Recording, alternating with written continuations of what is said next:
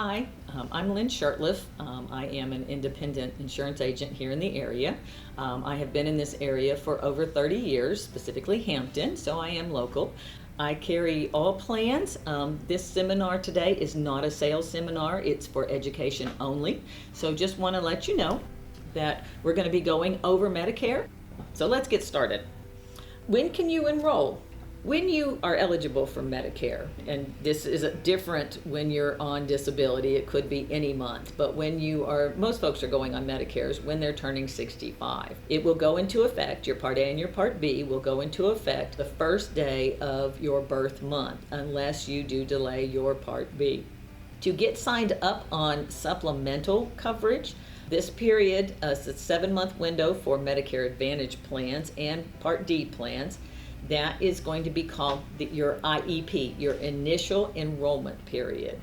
That is a 7-month window that starts 3 months prior to your birth month, includes your birth month, and 3 months after your birth month. If you delay your Part D, your drug coverage, your penalty phase will start on that 4th month after your birth month. So you've got that window to get signed up before the penalty phase will start, but it starts on that 4th month.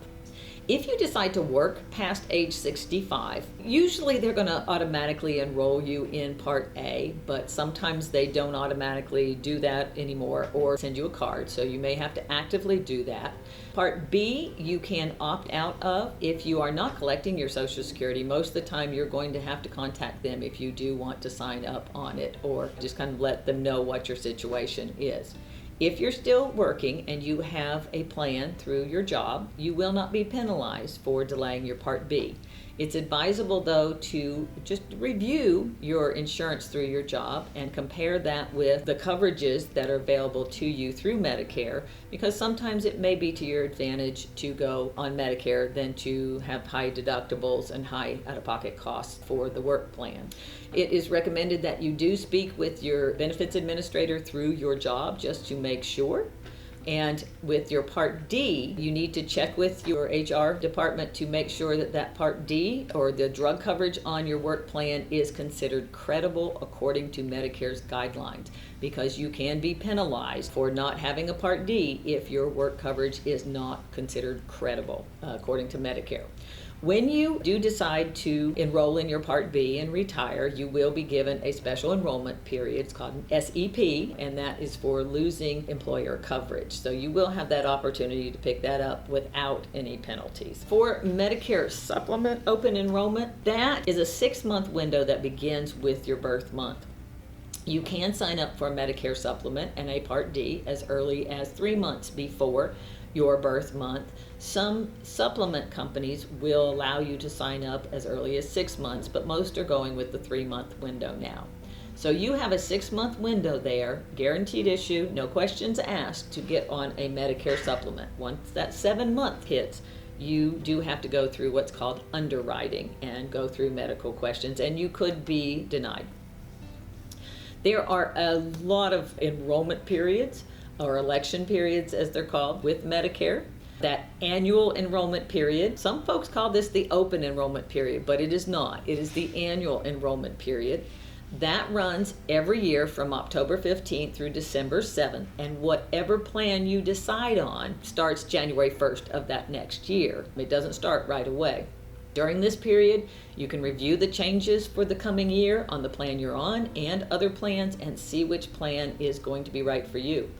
I usually recommend that if you are on a lot of medications, that you do have an agent run your medications to make sure that the changes are not going to affect you, that your medication has not been removed from a formulary. So it's really important to review your medications if you're on a lot of them, or any specialty medications for the next year.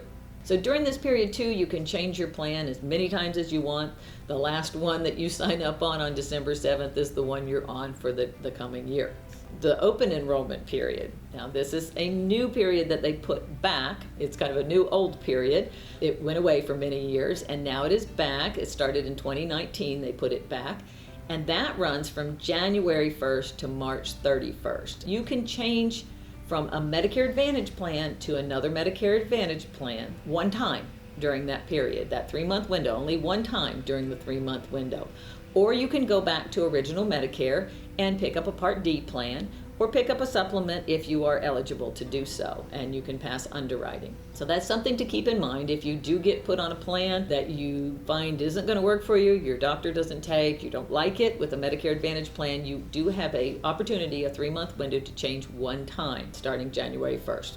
There are a number of special enrollment periods. If you move outside of the service area for a Part D or a Medicare Advantage plan, you do need to change your plan. You will be automatically enrolled within a window after you change your address with Social Security. So that is something to keep in mind. With my clients, I recommend that you contact me first, because that clock starts ticking once you notify Social Security, and you don't want to be without drug coverage for a month or so. So make sure you keep that in mind if you move outside of the service area for your plan. If a plan exits the area, you have some guaranteed issues for a Medicare supplement. If you go into skilled nursing care on a permanent basis, or even sometimes temporary, you can change your plan there, and you pretty much have an open period all year for that as well if you are in skilled nursing on a permanent basis. There are also for low income and someone who has Medicare and Medicaid. There actually have been some changes put into place this year for folks who do have what's called low income subsidy, to have help with medication costs. That is through Social Security, or have Medicaid through your state.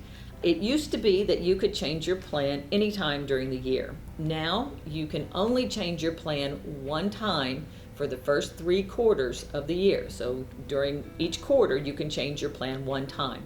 In the 4th quarter of the year, you are subject now to the annual enrollment period, just like everybody else, and then whatever plan you choose or change to does not go into effect until January 1st. So keep that in mind. You can only change once per quarter now, and then you're subject to the annual enrollment period in the last quarter of the year.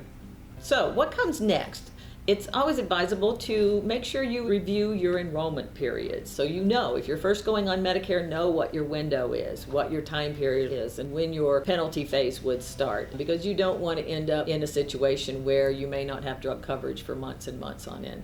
Research your options and ask questions. Then once you enroll, make sure you do a yearly review with your agent. So if you have any questions, please contact me. You may email me, call me, let me know. We can set up individual appointments to go over your situation specifically. Once again, I am an independent agent, so I carry all of the companies and will work to get you on the best plan for you. You can also contact medical care if you need my information, and then we'll go from there. Once again, I'm Lynn Shurtleff. I am a local independent agent. I do carry all companies, and if you need any help with anything, even if you have been on Medicare for many years and have questions or need some assistance with your plan or need to review for next year, just give me a call or email me. Thanks for watching, and have a good day.